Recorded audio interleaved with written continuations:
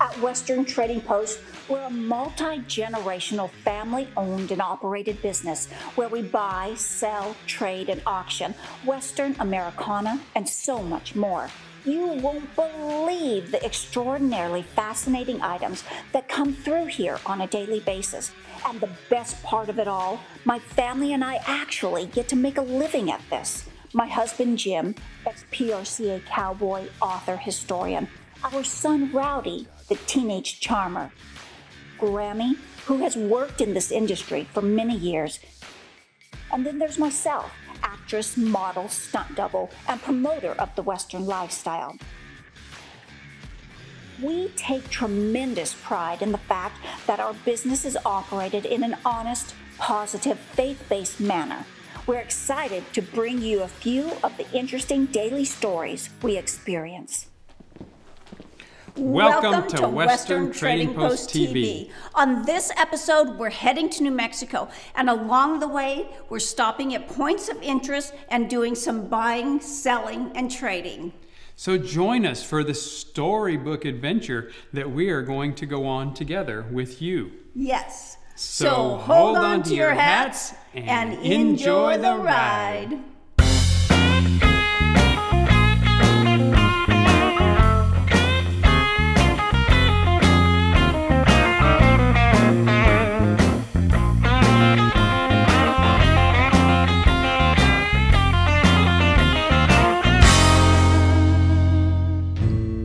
As we travel about buying, selling, trading, and picking up collections for the auction, we enjoy stopping at points of interest or historic locations. Today's stop is in Magdalena, New Mexico at the Magdalena Stock Driveway Shipping Pens. These pens were built in 1885 and were used for over 85 years, shipping as many as 21,000 head of cattle, 150,000 sheep a year through these pens.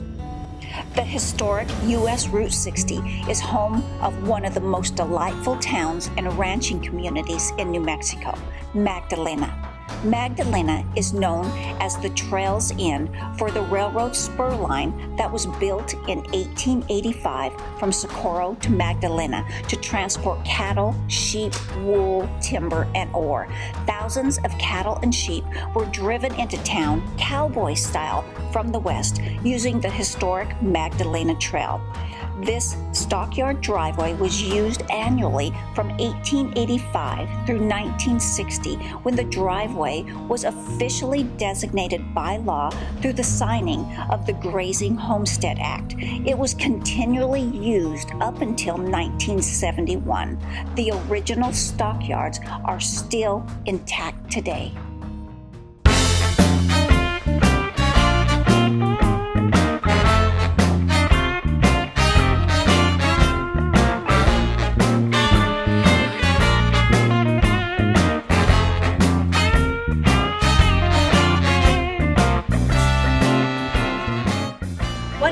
Time of year to be in Albuquerque, New Mexico for the Great Southwestern Antique Show and the Old West and Military Collectibles Show. The family is here enjoying the beautiful weather, the amazing individuals, and we're going to be doing some buying, selling, and trading. So come along and join us for the fun.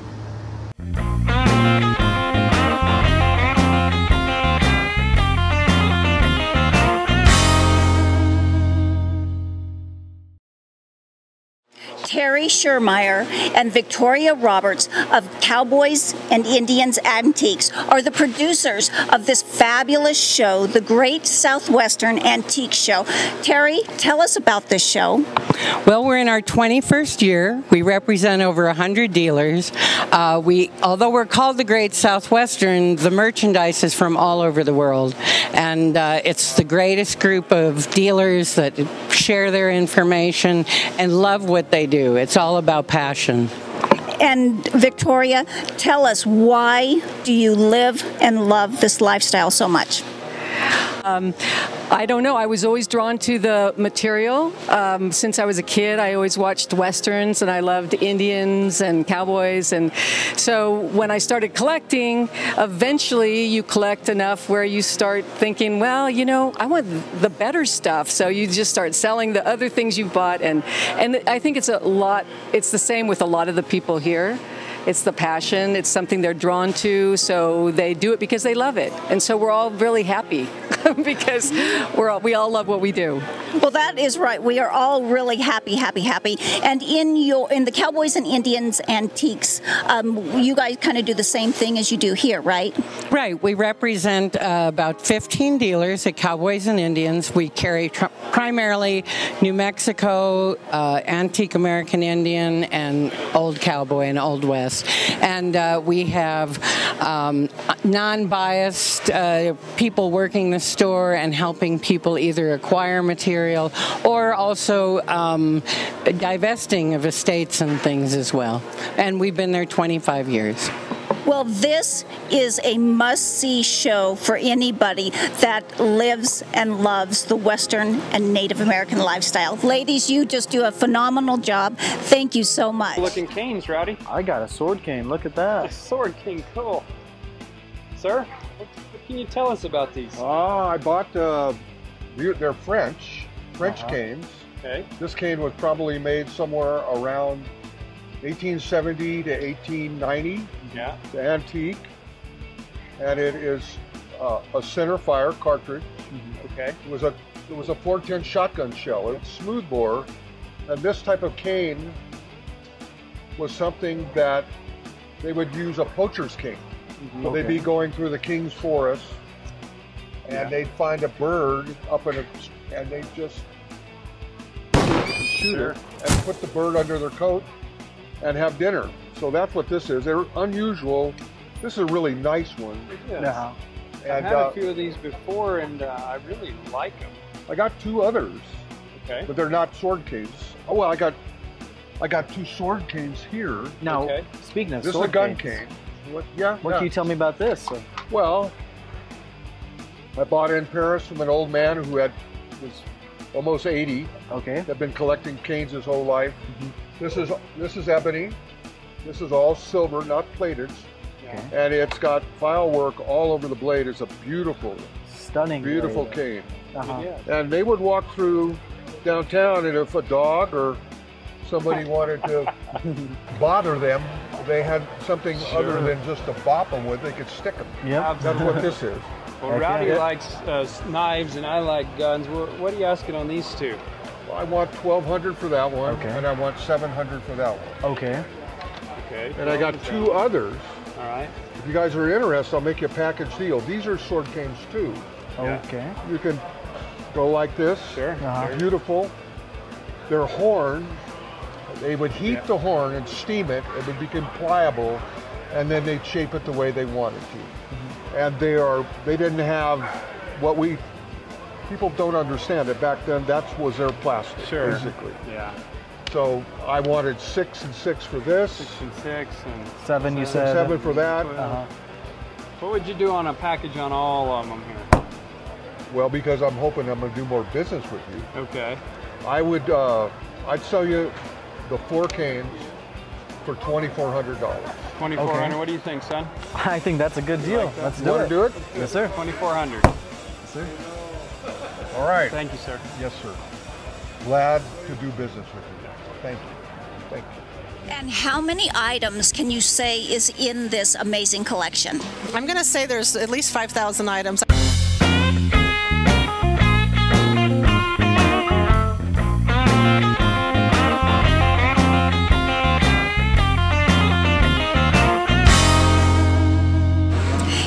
The Great Southwestern Antique Show is the largest collection of Fred Harvey era memorabilia that I have ever seen. Skip Gentry's collection is here on display, and his beautiful daughter Danielle has been showcasing it throughout the show. Tell us about your father, Danielle. So my dad started collecting Fred Harvey memorabilia about 40 years ago. Started with a paperweight that he got at a postcard show, and from there it led to more postcards, menus, ephemera, all the way to the original sign that hung at the Alvarado, which was torn down in 1972, all the way down to like a toothpick. Fred Harvey's name on it. So he loved the history of how he civilized the West and brought just beautiful Indian arts out west, the train service, the food service, and there's a little sample of everything that was sold by the Fred Harvey Company. Now, why did your father become so passionate with the Fred Harvey era items?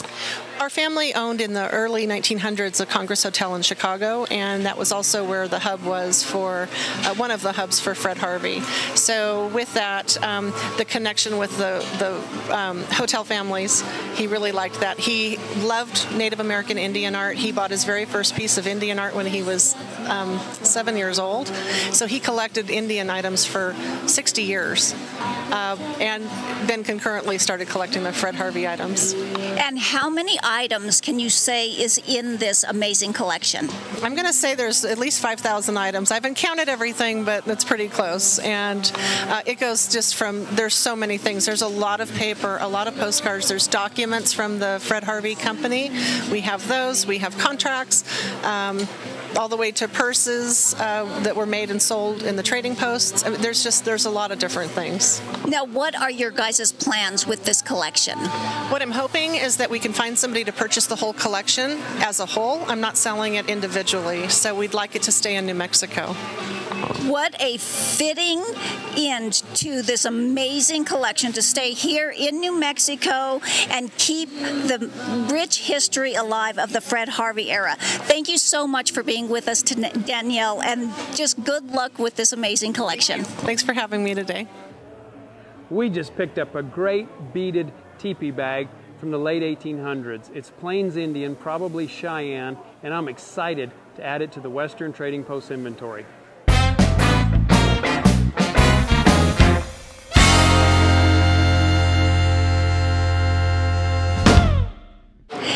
Guthrie is the producer of the Old West and Military Collectibles show here in Albuquerque, New Mexico. Alan, tell us about your show. Our show is held once a year at the Expo New Mexico in Albuquerque. We have dealers from all over the country, as far as way as the East Coast and from Washington State. Our show encompasses mainly Old West and military collectibles, antiques. We have pottery, we have weavings, we have old Colts, old Winchesters, old leather goods, bits, spurs, knives, saddles. If it's old and collectible, it's here. Pretty much anything Americana, correct? Correct, yes, yes. We have very few items that are modern produced items. Everything is, for the most part, antique. And how many shows do you do throughout the year? We do 3 shows a year. We do this show in August. We also have a gun show in October and one in March. Alan is doing a phenomenal job here in Albuquerque, New Mexico. And you know what I always say, girls just got to have guns. Alan, thank you so much for all you're doing here. Thank you for being here. I appreciate it.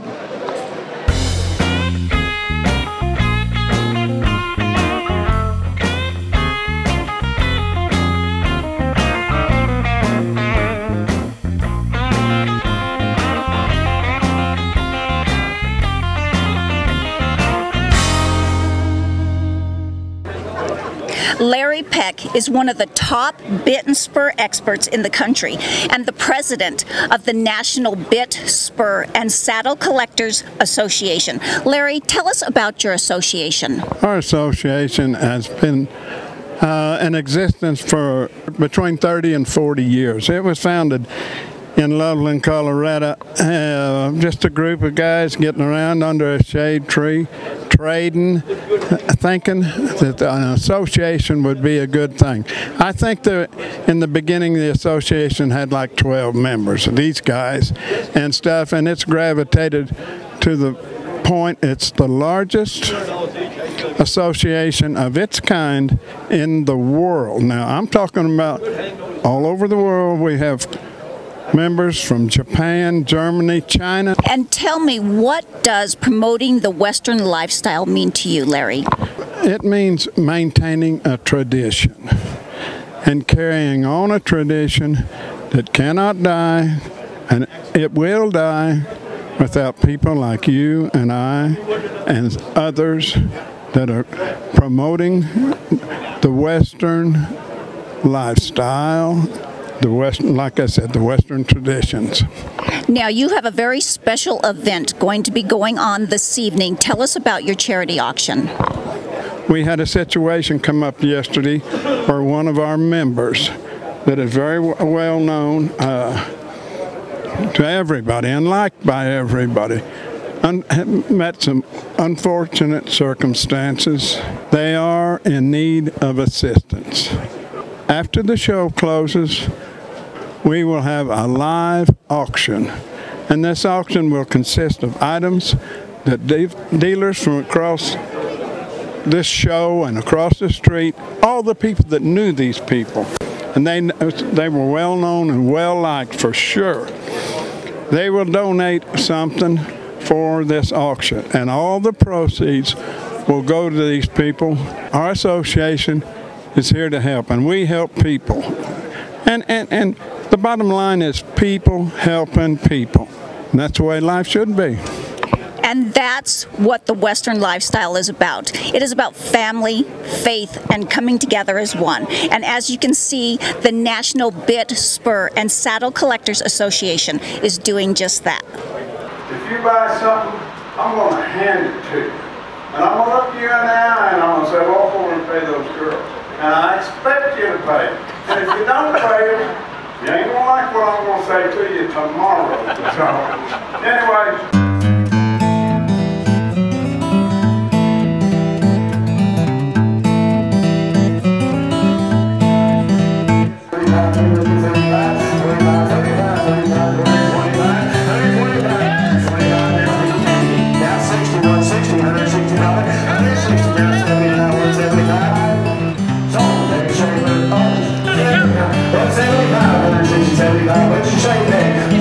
I got 160. I'm going up. 170. We're going to get $60. Yeah, that's all I did. Now, so I'm 100 of it. 55. I got 1 pin. What do you want? This one, you want 1 pin. 100 of it. 50. 1 pin. 100 of it. 50. 1 pin. 110. I got 1 pin over here. You're out. And each would be 120. 120 of it. 30 to 30. Would be 130. 120 of it. 130 of it. 40. 140 of it. 50. 50 would be 150. 140 of it. 50. 50 would be 150. 140 of it. 50. 50 would be 150. So $140 in East Doty. In East Doty.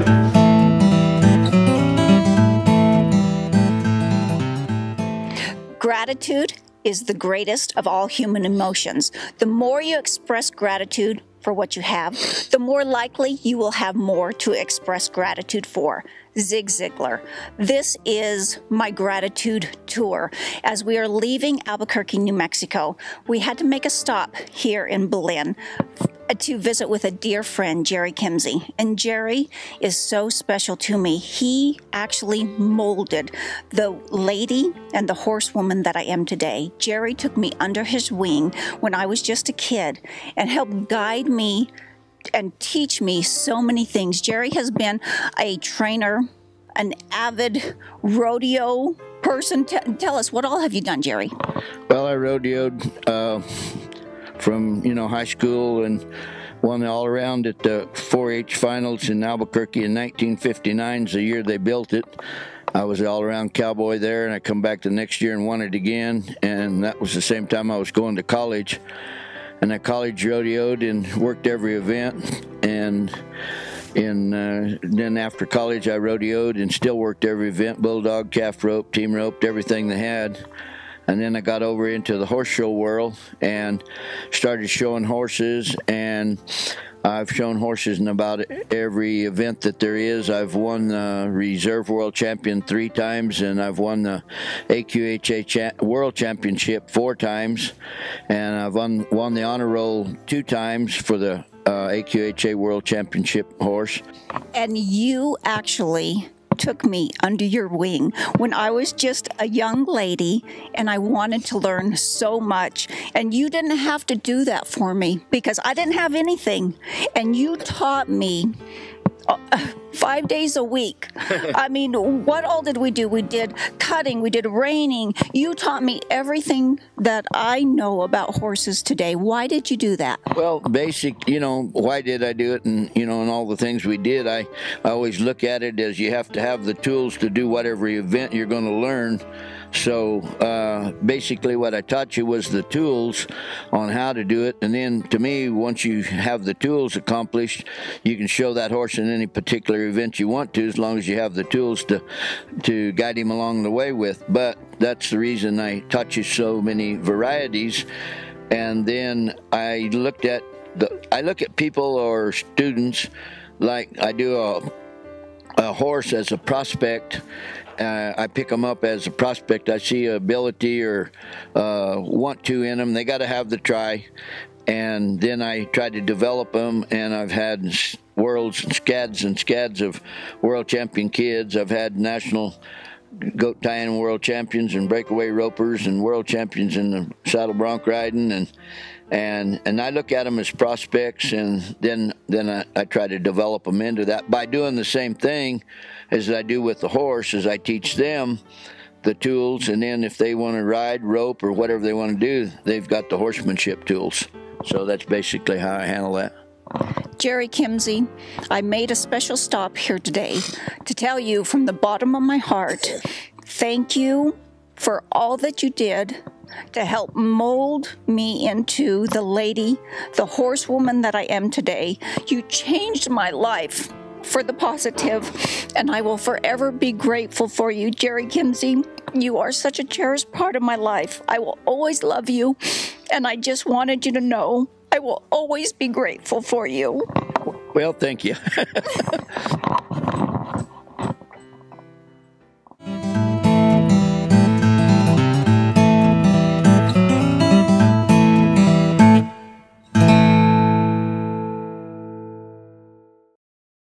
We've had a great time doing business at the Great Southwestern Antique Show and the Old West and Military Collectibles Show. There was a whole bunch of vintage jewelry that we acquired, including pieces from the 1930s to the 1970s. This wonderful late 1800s beaded teepee bag is going home with us. Some other really neat and historic antique items, and a whole bunch of antique firearms, including some firearms of note, one of which belonged to a Texas Ranger, and some other Wild West show guns. I cannot wait to add this stuff to the Western Trading Post inventory. Thank you for yeah. Oh, crank that puppy, man. Yeah, you can feel it popping through now. I would love to try. You ready?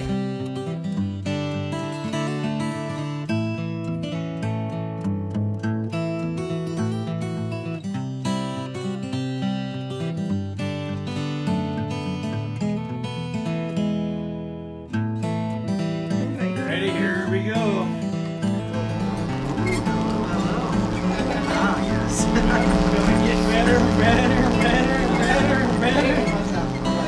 You like me, it don't bother you a whole lot. I love it.